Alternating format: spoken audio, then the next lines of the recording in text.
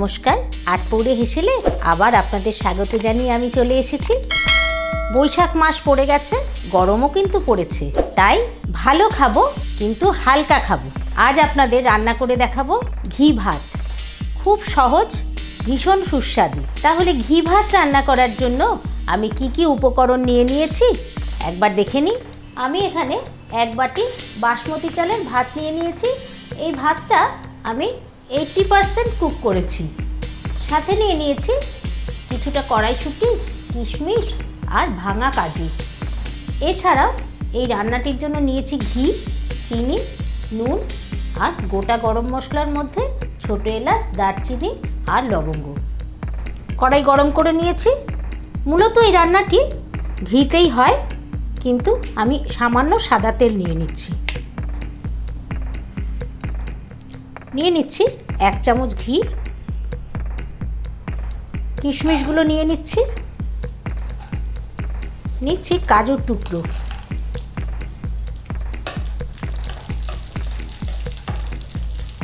একটু হালকা করে ভেজে নেব।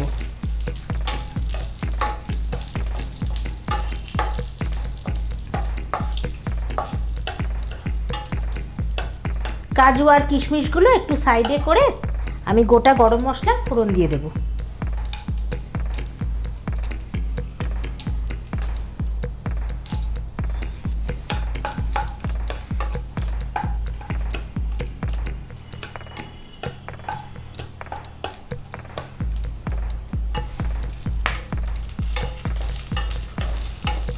ফোড়নের সঙ্গে সঙ্গেই কাজু কিশমিশটা ভেজে নিচ্ছি। এখন নিয়ে নিচ্ছি কড়াইশুঁটিগুলো।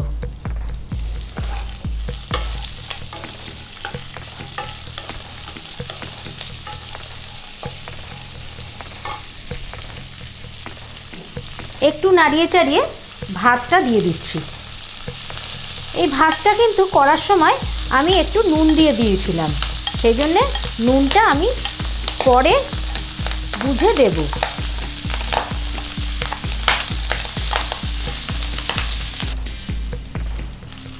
ভালো করে নাড়িয়ে চাড়িয়ে দিচ্ছি।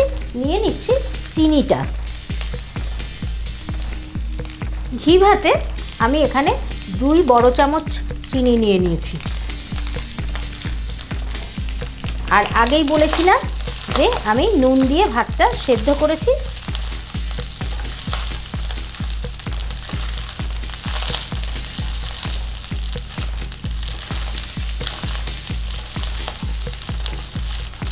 এই ঘি ভাতে কিন্তু খুব বেশি উপকরণ লাগে না। খুব বেশি উপকরণ দিলে এটা কিন্তু খেতে ভালো লাগবে না।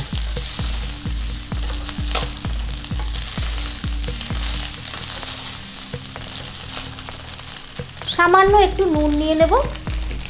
আমি নুনটা হাত দিয়েই দিচ্ছি।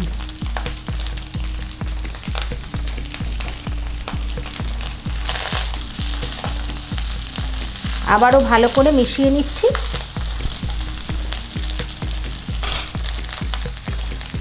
এবার বাদবাকি ঘিটা নিয়ে নিচ্ছি।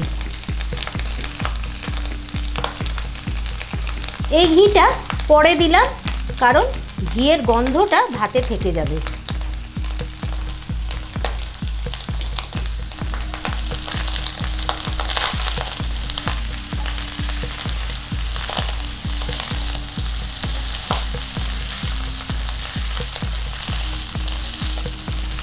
হালকা হালকা মিষ্টি মিষ্টি আর ঘিয়ের গন্ধে ম করছে, খেতে কিন্তু দারুণ হবে।